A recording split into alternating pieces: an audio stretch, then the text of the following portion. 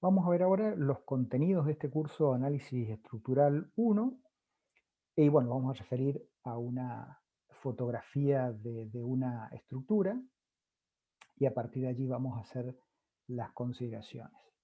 Bueno, lo que tenemos acá es el puente que es vecino al que tuvo problemas hace unos días ahí en la Ruta 40 entre Luján y Tunuyán.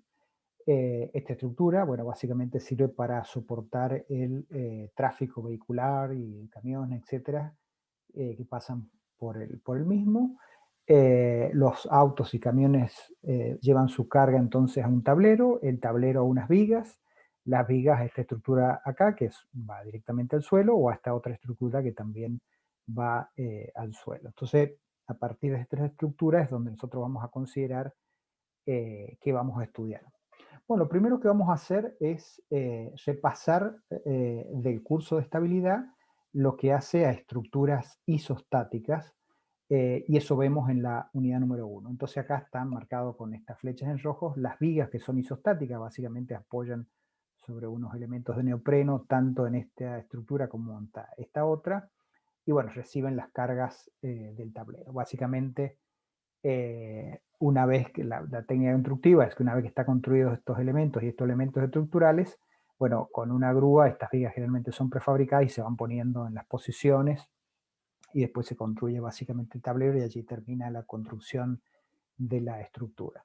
Entonces son vigas isostáticas, son vigas que ustedes ya, como otras estructuras isostáticas, que ya saben hacer el análisis estructural, pero lo vamos a repasar. Generalmente aquí es donde hay muchos problemas o bueno, por algunas razones que les cuesta el análisis de estructura isostáticas, y esto es fundamental porque en la primera parte del curso es necesario conocer, aplicamos el análisis de estructuras isostáticas para resolver estructuras hiperestáticas. Entonces, si no conocen esto, después tienen problemas para los temas particulares del curso.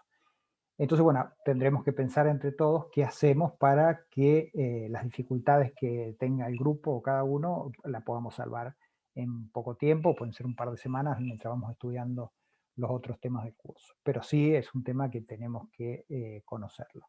Y esto, digamos que no tiene mucha teoría que estudiar, sino que, bueno, tenemos que hacer ejercicios, distintos casos, ver cómo se resuelven, algunos ejercicios resueltos por los profesores, otros que vamos a tener que resolver nosotros, podemos hacer talleres los días sábados si quieren para plantear algunos casos y ver la solución del grupo a través del Zoom, bueno, lo que sea.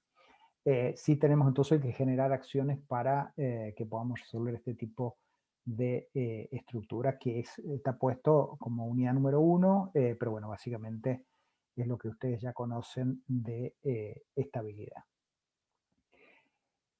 También, como nos va a hacer falta en el resto del curso, vamos a considerar reticulados isostáticos. Bueno, acá está marcado también este reticulado. En este caso, la estructura es una cubierta de techo para el ingreso a un barrio. La cubierta está compuesta por una chapa que soporta el viento, la nieve, la lluvia, etc. Esa chapa descarga, reacciona sobre las correas y las correas apoyan sobre este reticulado. Bueno, no es el caso ideal donde los reticulados solamente reciben cargas en los nodos, porque acá podemos ver una correa que recibe cargas bueno, en el medio de una barra.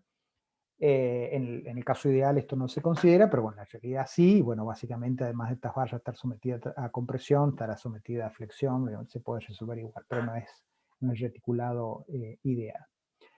Entonces, esto también es parte de la unidad número uno, y lo que vemos específicamente en la resolución de reticulados es el método matricial, porque también lo vamos a usar en parte de este curso. Entonces, básicamente son las ecuaciones de la estática aplicadas en cada nudo de este reticulado, llevado a forma matricial y permite la solución o el análisis de este tipo de estructuras. Y después ya pasamos a los temas específicos del curso, que es considerar estructuras hiperestáticas, es decir, donde el número de ecuaciones es mayor al número de ecuaciones que nos brinda la estabilidad. Y entonces acá vamos a considerar, por ejemplo, esta estructura, que es una estructura aporticada. En este caso tenemos dos columnas, una viga, pero la viga hay transmisión de momentos entre la viga y la columna. Y bueno, y después acá esto tendrá un cierto empotramiento, bueno, lo que fuera, que acá vemos que bueno, ese apoyo se ha perdido justamente por la creciente. Pero bueno, de este tipo de estructuras es lo que vamos a considerar nosotros el análisis. Estructuras hiperestáticas como este pórtico que tenemos acá, que lo que hace es recibir las cargas de las vigas que a su vez soportaban el tablero, que a su vez soportaba el tráfico. Entonces, para resolver estas estructuras hiperestáticas, que son, como decíamos, estructuras de barra, no como el tablero, que es una estructura de superficie, para estas estructuras de barra vamos a resolver, aplicar dos métodos para resolver a mano. Estos son métodos clásicos, son muy viejos, pero lo que permiten es la resolución a mano, y la resolución a mano lo que hace es, bueno, acostumbrarse o una forma de estudio a cómo responde la estructura. También vamos a usar programas computacionales, pero el cálculo a mano es importante porque si uno no conoce esto y va solamente al programa, el programa se transforma perdón, como una caja negra y uno no simplemente pone datos y saca el resultado y no tiene ninguna idea, y es importante que uno conozca el funcionamiento de las estructuras, y eso se logra mediante estos ejercicios a mano. Entonces, así como en cálculo avanzado veíamos un montón de técnicas numéricas muy antiguas y hacíamos ejercicio a mano, más allá que lo hacen las computadoras, bueno, con este mismo criterio hacemos el análisis de estructuras a mano. ¿Con qué métodos? Bueno, hay dos métodos clásicos, el método de la fuerza y el método de los desplazamientos. Entonces, en la unidad número 3 nos vamos a dedicar específicamente al método de las fuerzas, pero como los datos que es necesario introducir en este método son desplazamientos, bueno, en la unidad número 2 empezaremos a estudiar cómo calcular desplazamientos primero en estructuras isostáticas, y después pasaremos entonces a la unidad número 3 ya para resolver estructuras hiperestáticas mediante este método de las fuerzas. Después, en la unidad número 5 también vamos a estudiar este mismo método, cómo lo podemos resolver en forma matricial. Entonces, este mismo método de la fuerza, cuando lo resuelvo en forma matricial, se llama el método de la flexibilidad. Es lo mismo, no tiene ninguna teoría nueva, hay algunas adaptaciones, pero se llega a lo mismo con el método resuelto en forma matricial. ¿Qué nos permite obtener el método de las fuerzas o el método de los desplazamientos, las formulaciones matriciales? Bueno, solamente los esfuerzos, o sea, por ejemplo, momentos flectores, corte, axial, en los extremos de barra. Es decir, en la parte inferior o superior de la columna, lo mismo que en esta otra, o en este extremo o en este extremo de las vigas.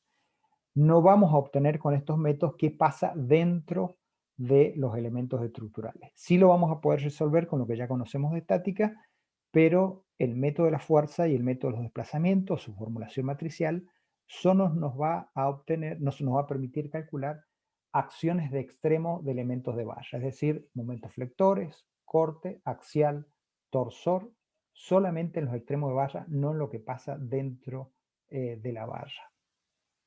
Y bueno, solamente también corrimientos o giros, es decir, desplazamientos también en estos extremos de barra.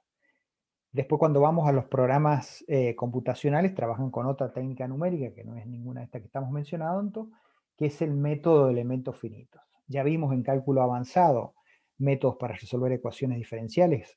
Alcanzamos a ver el método de las diferencias finitas. Bueno, las ecuaciones diferenciales que están planteadas en estos problemas son resueltos por estos programas computacionales, en general por el método de elementos finitos, y ahí sí entonces lo que se hace es obtener los diagramas de esfuerzos internos o desplazamiento en cualquier punto de la estructura y no solamente en sus extremos.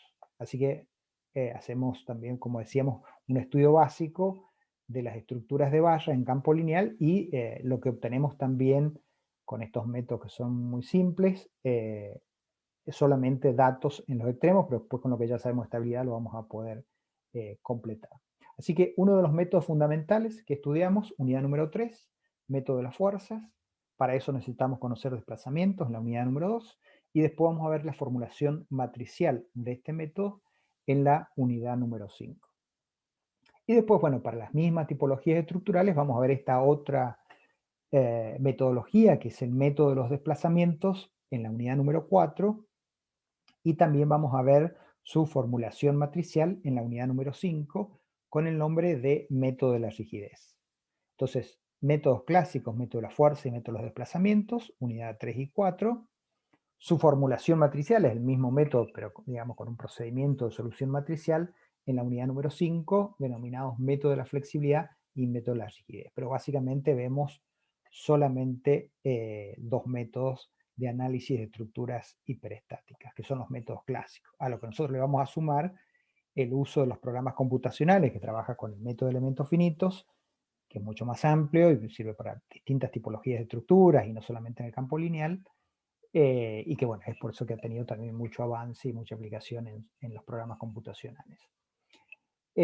También vamos a ver, porque nos interesa para la parte sísmica, los conceptos de rigidez, rigidez de una barra, rigidez de una estructura, y la matriz de rigidez de estructuras hiperestáticas, también lo vamos a considerar en esa unidad número 5 como complemento de estos métodos matriciales de análisis de estructuras. Y después, en los libros clásicos de análisis estructural no aparece el tema sísmico, pero acá, bueno, por una organización de la carrera de Ingeniería Civil en la Regional Mendoza, se incluye una introducción del análisis de estructuras bajo carga sísmica. Como sabemos, el sismo es el movimiento del suelo que provoca, bueno, una serie de acciones en las construcciones, pero nosotros estudiamos un modelo simplificado que consiste en suponer al sismo como una fuerza actuando donde están las masas concentradas de esa estructura. Entonces, por ejemplo, en esta estructura de pórtico, nosotros podríamos considerar la dirección transversal y ver a partir de las masas que tiene, que está recibiendo este pórtico, más las masas del peso propio que tiene, es decir, la masa sísmica, para la ubicación del pórtico, según en qué zona de peligrosidad sísmica esté, según cuál sea el sitio y que tiene que ver también con el suelo.